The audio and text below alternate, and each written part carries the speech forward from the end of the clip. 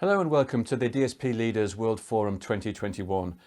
I'm Guy Daniels, Director of Content at TelecomTV, and coming up now is our Solutions and Strategies Roundtable, where we'll be discussing how to maximise efficiency in the rollout of 5G systems. Now, one of the original requirements of 5G was to deliver better energy and cost performance than previous cellular generations. But do we yet have evidence to support this?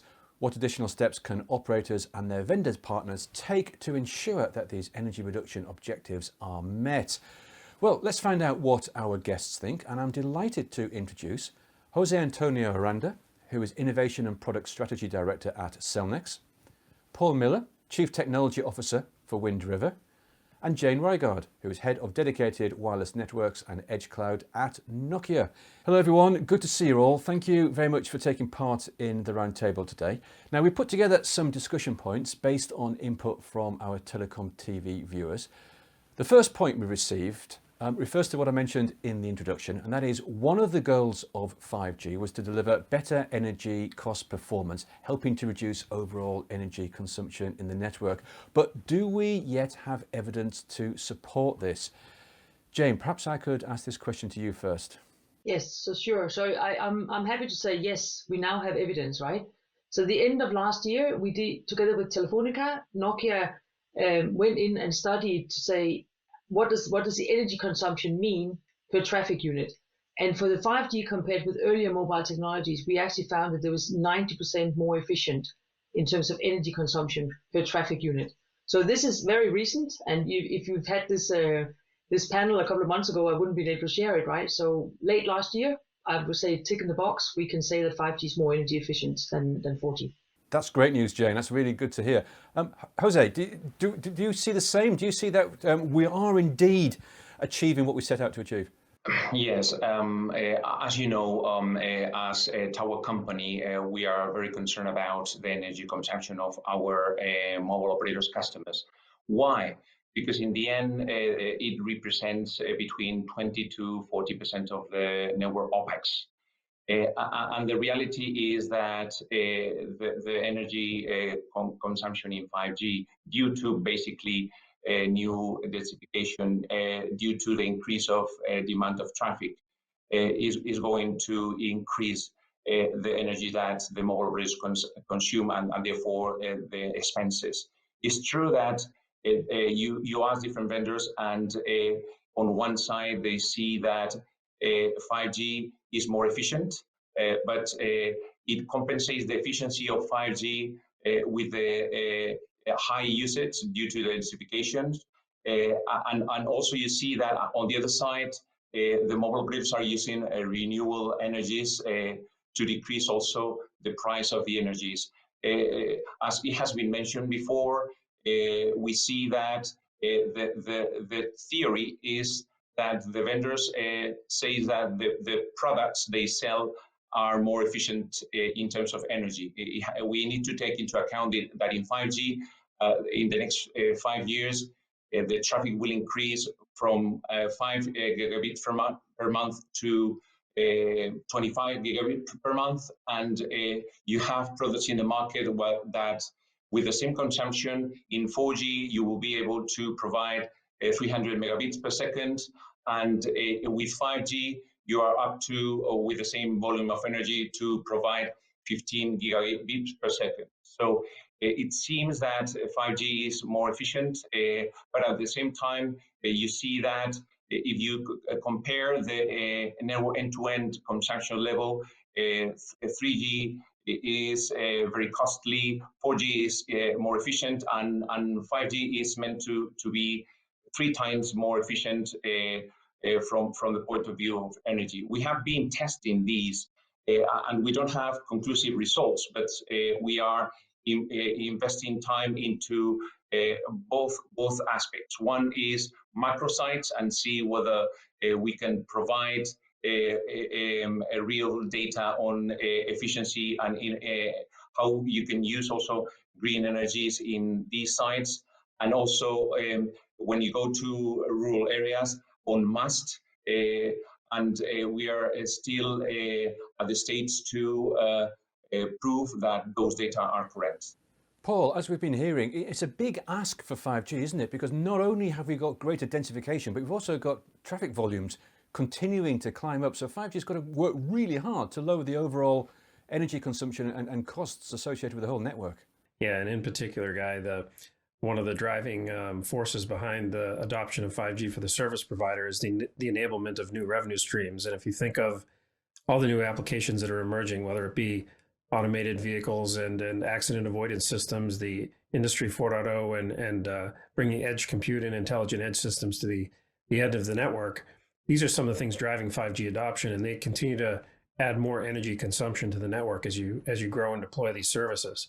One of the things that we've seen, as your viewers may be aware, the business that we're in is providing the virtualized infrastructure often used to deploy virtualized RAN for 5G.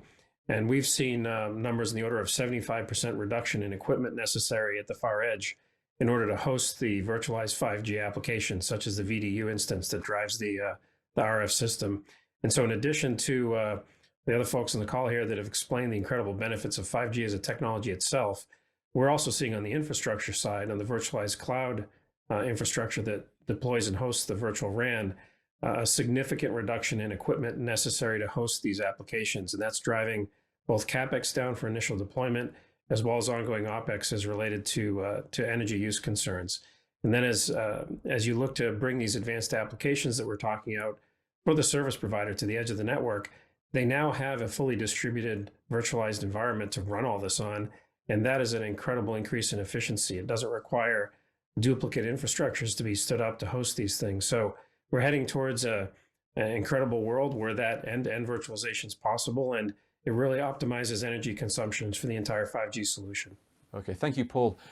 The next suggestion we received from our reviewers, it's somewhat of a nuclear option, this one, and that is that the telecoms industry should cut its losses with the energy aspects of 5G and instead focus on making the next generation of cellular, 6G or whatever we might have, substantially more energy efficient than today's architectures. Yeah, I agree with you. I think rather than thinking of 5G as a more sustainable model, we need to see how we facilitate the implementation of 5G in an efficient way. Why? Because there is a lot of investment behind the implementation of 5G. There are different figures in the markets that says that only in Europe, the mobile operators are going to spend between 56 to 200 billion euros in upgrading the infrastructure. And therefore, we prefer to focus our efforts in helping the mobile operators in all of these work, because the work will be in all the aspects. On one side, the network upgrades in all these 5G new radio. And as I mentioned before, it seems that 5G is going to have more efficiency, and it will save energy. 3.3 watts per megahertz is the consumption we have now in 4G, while for 5G you will have 0.13 watts per megahertz. And that's where we need to focus to decrease that into even lower figures.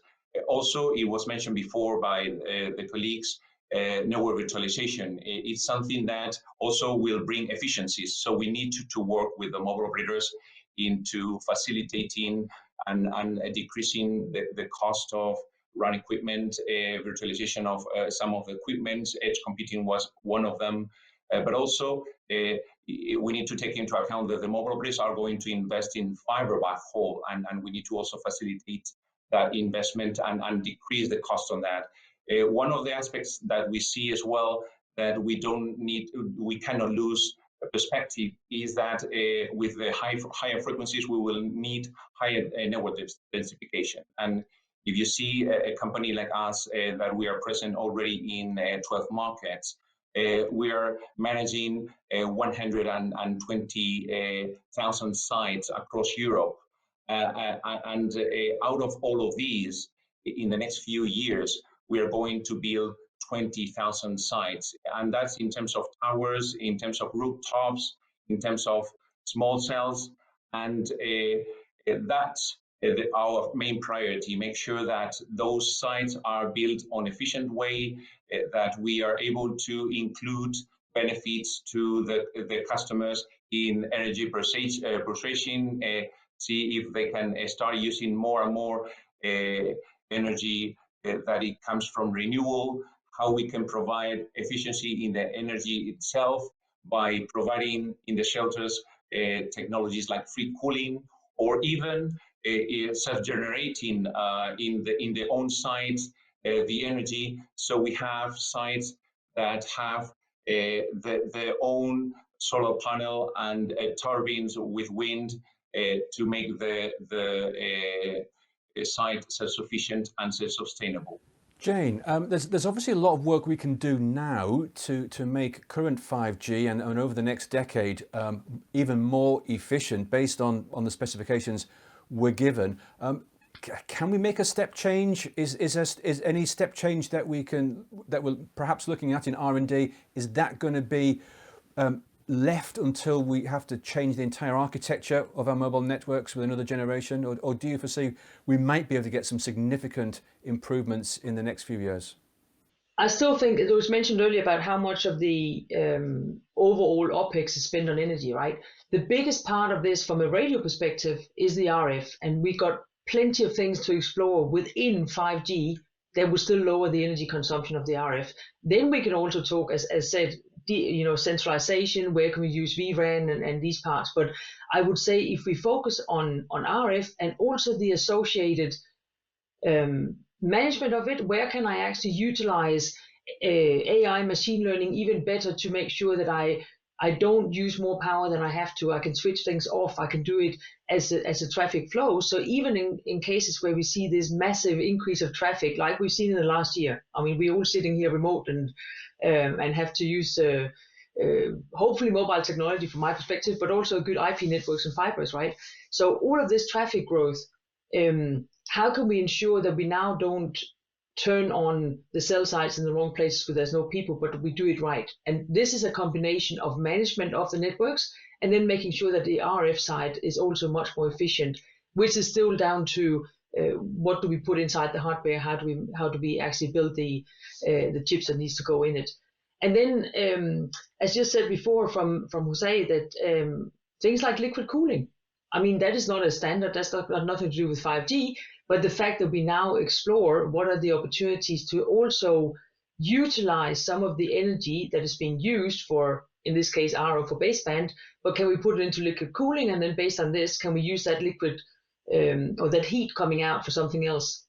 And here I want to highlight some of the things that we, from a Nokia perspective, have done, where we basically shown that the output heat from things like liquid cooling on the radio side is actually warm enough to be able to heat up household water. So within the regulatory framework of the heating industry, which I'm no expert in, but the fact that our output when it comes to the liquid is hot enough to heat up household waters means that there's a lot simpler in that way. So when now we hear that there's going to be a lot of more cell sites and towers, where we also have to assume that some of these are going to be in urban area, in dense populated areas, where there might be an opportunity to reuse some of the heat from this. So I think we need to think both ways, not only using 5G for how can we get, be as energy efficient as possible, but then also to say, okay, but based on what we do have, what can I then take out that is positive on the other side and use it in another way? So I think it has to be a combination, and then we can get back to the centralization and vRAN and discussion on how to use alternative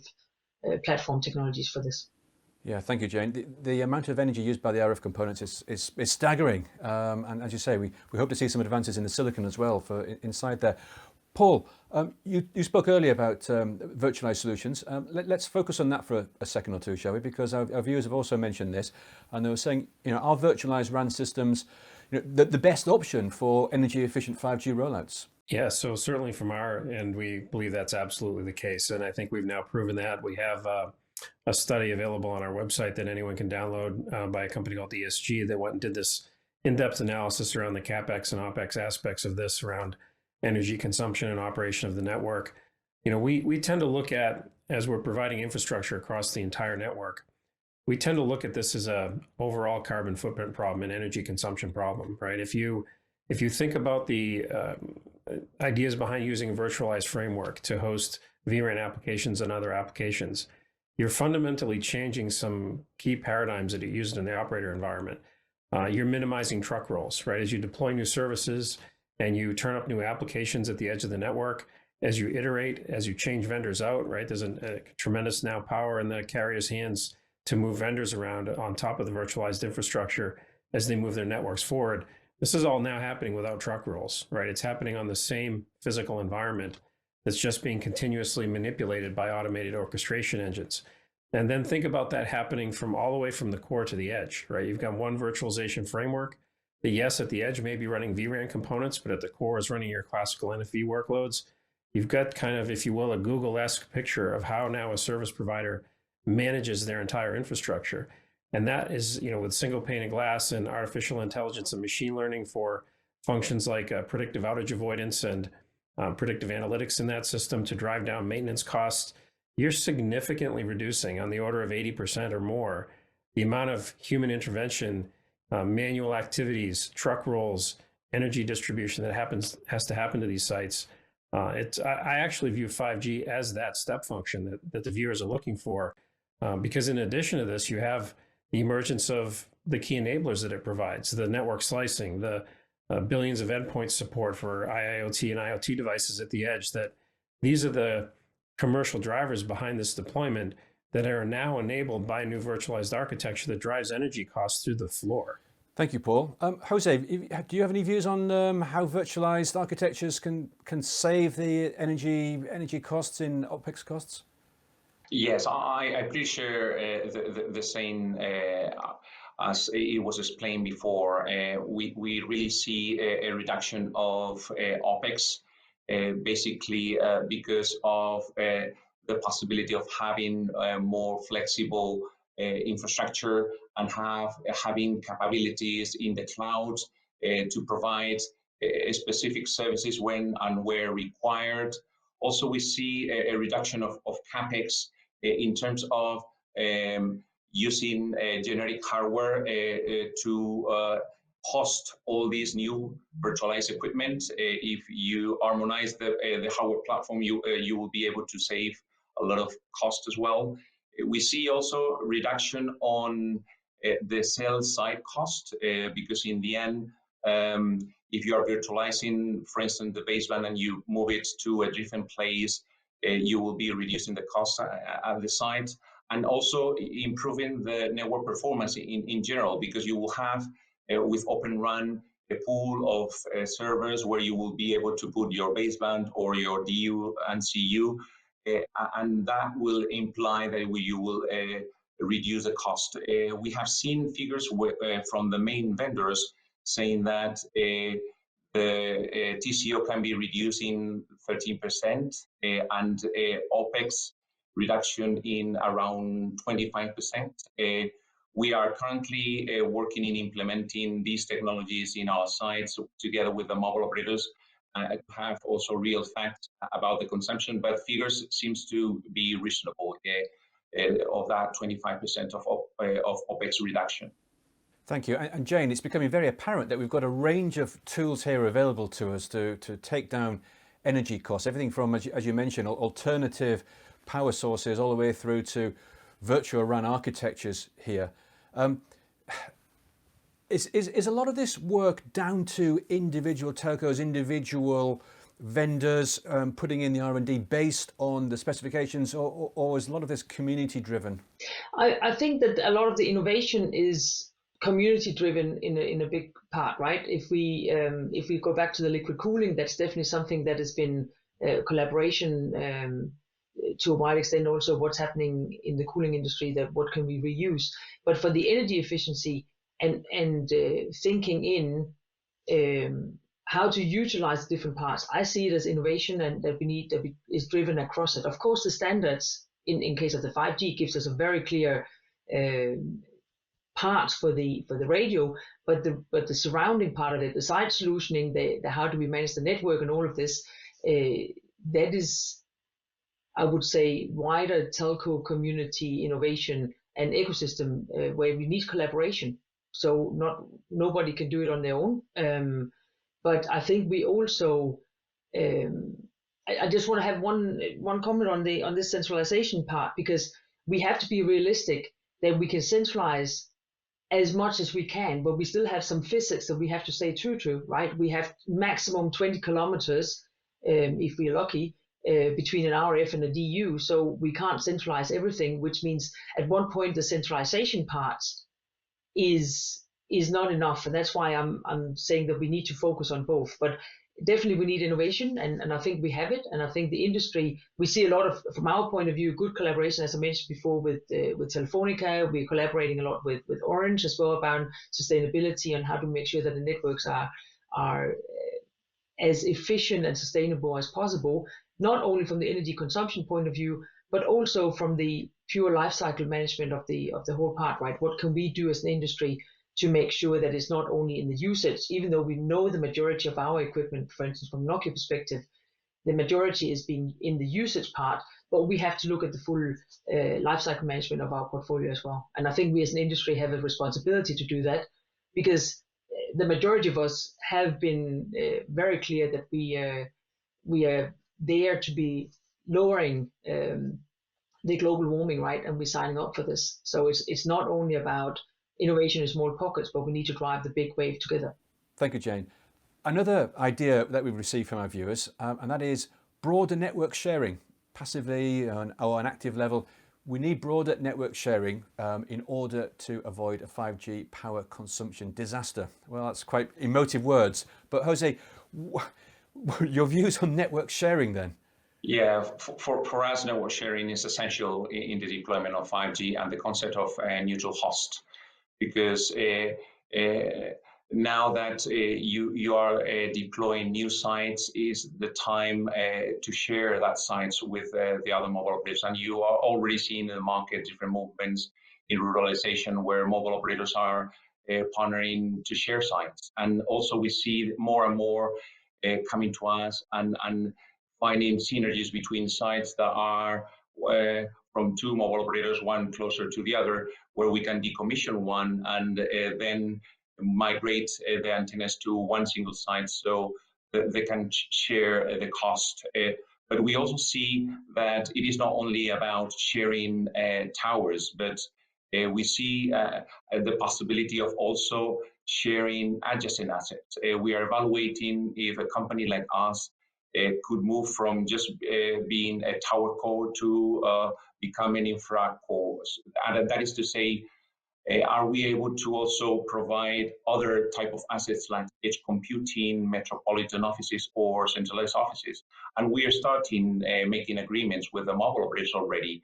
We are building metropolitan offices for the French operators like Bouygues Telecom, where together with them we are selecting the right spaces for centralized offices and metropolitan offices. But the interesting of this agreement is that if we have a spare space, we are able to sell it and share with a second or third mobile operator, and sharing those infrastructure will also be an opportunity to have lower consumption, to share costs, and also to look for efficiencies. Also, when you come to the edge computing, you know that as our company, we have these high towers. We see the possibility of having edge computing in those high towers, and we are evaluating using those towers to basically provide data centers to the mobile operators. And because those high towers are in places where you are in a mountain or you are high, you can use free cooling to decrease the power consumption. And if this is shared, even it will be more efficient. And the last thing I would like to say that, and it is more related to the active level, we see that with the densification, there is an enormous opportunity, not only to share passive infrastructure, but also active infrastructure. We see that the mobile operators are focusing on identifying new revenues, new services that they can offer, while managing agreement with the landlords is something that we can do on their behalf, or even searching for new places for that densification we can do on their behalf. But at the same time, we can start providing a little bit of more active equipment that we are already doing in hotspots like stadiums, like hospitals, like theaters, like transport hubs, where they can share the infrastructure, and you can have a neutral host like us managing partly active equipment, and also contributing to the decrease of implementation cost. Yeah, thank you very much for those. Jane, you'd like to add a comment? Yeah, I was just gonna add that exactly things like MORAN on the radio side, where we say what are, as we said earlier, where do we spend the most energy was on the RF side. So the more we can share, of course, the more efficient it's going to be. On the edge cloud side, I was actually thinking again, one of the key aspects, if we want to be more efficient on also in terms of sharing, is exactly on this. When we think then mobile networks, where then some of the sharing has to be that things like our radio vRAN components has to be able to co-host with something else, right? So that the edge doesn't become just radio, but it becomes radio plus application on the same part that we can manage the same way. So again, I think there is a lot of opportunity for sharing, but it definitely can't only be passive. It also has to be on the active side. Thanks, Jane. And Paul, you agree with that? Yes, I certainly do. And as both of the other panelists have discussed, the ability to share network infrastructure at the edge is actually enabling certain business cases. If we look at the industrial sector and the emergence of 5G at the edge combined with edge compute there, you're seeing the emergence of new applications like augmented reality for manufacturing and construction and real estate, right? Where you need that ultra low latency connection between devices. You're seeing this in autonomous vehicle management, right? Where the operator is sharing the infrastructure with autonomous vehicle applications like vehicle to vehicle accident avoidance, where you must have an ultra low latency between these devices. You're dependent on URLLC from the 5G network in order to do that, but it's an application that's then riding on top of the core infrastructure. And so we see a lot of that happening. And this is also happening in a bit of a hybrid where you have the classical 5G being pushed to the edge with the VDU and VCU, et cetera. But you also have the emergence of new topologies like private 5G and in-building 5G, which are extensions of the operator's network that then share the core and edge aspects with the new far edge infrastructure being used for an in-building application, for example. So you get some incredible new efficiencies when you bring those hybrids to market as well. Thank you.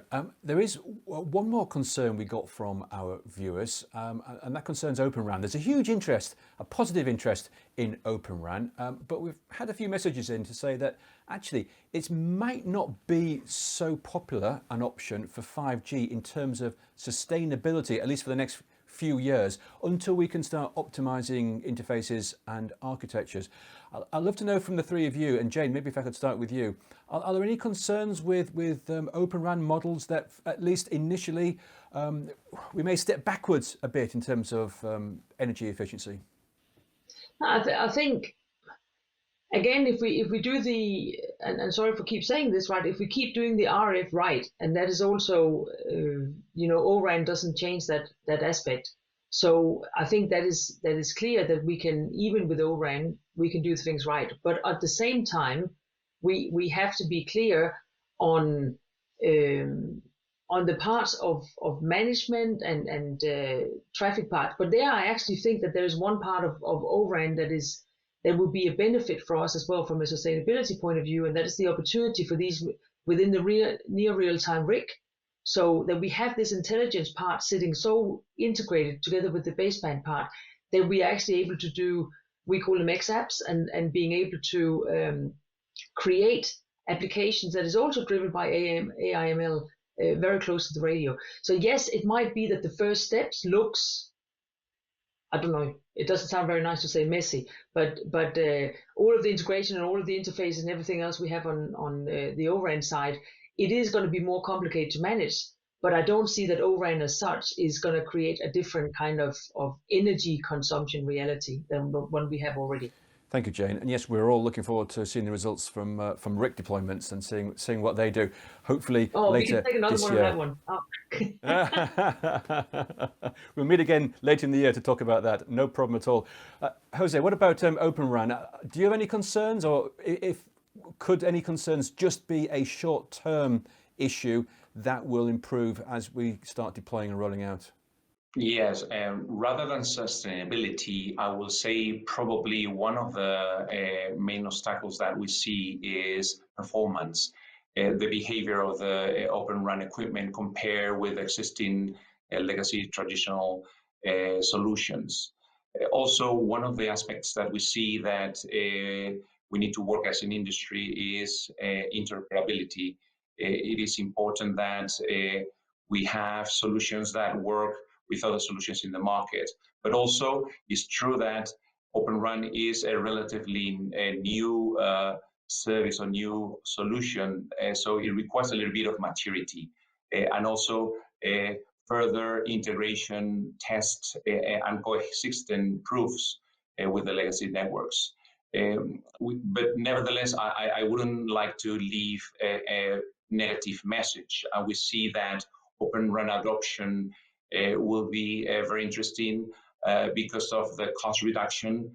That's one of the key aspects that it is important. Also is beneficial for competition and also vendor lock-in. And last but not least, we think that is very important because of the flexibility and allowing new entrants to have a role in the radio space. Thank you. And finally, Paul, any initial concerns over OpenRAN, maybe some teething issues as we continue our interoperability work and testing work? Yeah, so certainly ORAN's a very interesting place. And, coming from a company that we're now deeply involved there, we participate in Work Group 6 and work with the ORAN software community. We've provided the Open Infrastructure Foundation, Starling X. We back that as the cloud infrastructure for ORAN. So we work on a near daily basis with ORAN and have a big commitment there. With that said, I think you've got some interesting dynamics in play. As the others have mentioned, you've got challenges. You've got the end of vendor tie-in, but that also causes resistance from the vendors that classically sell into this space, right? You've got interoperability. This now causes a vendor to maybe win one part of the network, not the entire network end to end. And so I think you've got some natural reticence from the participation of the classical application vendors that come in there in order to make ORAN successful. And the thing that's really going to transform ORAN into a success story is the service providers driving the approach, right? If you are adamant about virtualized RAN technology and want open interaction between the vendors and interoperability, ORAN is the path, and that's why everyone's investing in it. But I think it's for some participants, it's a bit of a tentative investment. They want to see that it's going to happen. They prefer just to keep selling their appliances right into the service providers. But if the service providers take the direction such as Verizon in the US did and said, no, we're going virtual, that's what you've got to bring to us, you see the pressure now coming from the market that forces people to move to fully virtualized solutions and thus ORAN for all these components in the network. So now this entire picture that I've just painted is really the dynamics of ORAN as an emerging community activity to drive towards that solution. It does not, anything I said just does not address energy, right? I think the focus is on getting ORAN to work, getting the interoperability done, getting the definition of the different functions and how they interop. It's not yet at a point where energy efficiency is a major concern for them. Thank you, Paul. And Jane? Yes, so it triggered two things for me. So first of all, I think that we need to see, and from a Nokia perspective, I'm really happy to see that within Europe and how we work with, for instance, Deutsche Telekom in their ORAN town, right? That there's things we have to learn, and that's again coming back to saying, how do we work as an industry? Do we innovate together? Do we make sure we have the right collaboration to do this? And 2021 for sure is going to be the year where we also figure out a lot of these interoperability parts for the ORAN, because it's not given yet. Again, if I look at the front hall, I can't remember how many profiles we're up to in the ORAN Alliance, but there's quite a few to take from, right? So if we don't want to fragment the market so much that it doesn't become, that we won't get the scale to be efficient, then we have to do the collaboration. And so I think that there's definitely work to be done on the ORAN. On the overall, I just want to have one comment more, and I'm sitting with my edge cloud as my daily work, and I truly believe in it. But I'm also, I would say, painfully aware of how many of the world radio and cell sites is still backhauled with microwave, and so this idea that we are going to go from very little vRAN to everything vRAN, I think we need to be realistic as well, or saying, where does it make sense? Where is it the infrastructure that supports it? And where do we still have radio sites where it doesn't make any sense that we will still go with the classic radio and the components with it, and that has to be sitting in the mix. So both from a sustainability point of view, from an operation point of view, but also from an OpenRAN perspective. So I think we need to remember to look at the full picture when we discuss these parts. Well, thank you, Jane. And with that, we do have to draw our discussion to a close. It's very apparent that there is a lot of areas we can still focus on as an industry to reduce energy consumption, and there's no point waiting for 6G. That will lower things, I'm sure, but there's things we can do right here, right now. Thank you all very much for participating and sharing your views and opinions. If you're watching this on day 4 of our DSP Leaders World Forum, then don't forget to send us any questions you have on this subject, and we'll try and answer them in our live after-show programme later today. Otherwise, do take a look at all the sessions from this year's World Forum. We're making them available for on-demand viewing throughout the week. Today's focused on 5G and sustainability, but we're covering 4 other important topics as well as part of this year's event. We've got a great lineup of speakers this year, as you've just seen, so please keep watching and get in touch with us, because we really do want to hear from you and learn your views. For now though, thank you for watching and goodbye.